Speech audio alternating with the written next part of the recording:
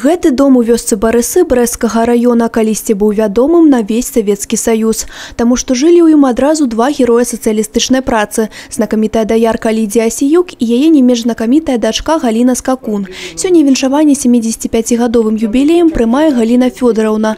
43 гады яна адпрацавала даяркай.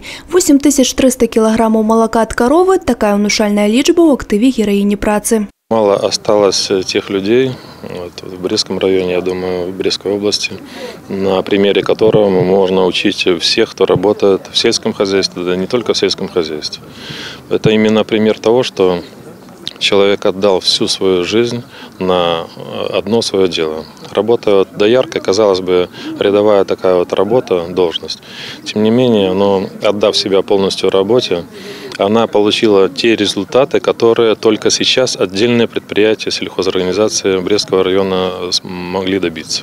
Калі Галіна Фёдораўна гаворыць пра дасягненні, то ставіць націск на «мы», бо за сваім мужам яна не толькі выхавала дзяцей, але і ўсё жыццё працавала разам. А працаваць прыходзілася шмат. Потым жанчына дадае, увогуле тады даяркі выконвалі шмат функцый, добра, што дапамагалі дзеці. Они больше работали на ферме. Не гуляли там, как вот теперь дети гуляют, а матери было так, приходишь с работы, утро идешь в 4-5 часов, приходишь, уже детей нет, уже они в школе. Вечером у 5 приходишь, и тоже уже дети спят. Так мало детей увидели. Павіншаваць з днём нараджэння героя сацыялістычнай працы, камсамолку і проста цудоўную жанчыну Галіну Фёдораўну Скакун прыехала шмат гасцей з абласнога цэнтра.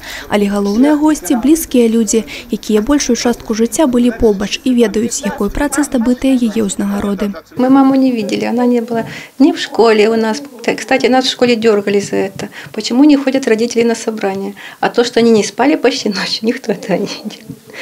Вот. Ни на выпускном не было. Но мы учились с братом, отлично все учились. Зараз Галіна Фёдораўна на пенсіі, мае двоіх дзяцей, двоіх унукаў і аднаго праўнука.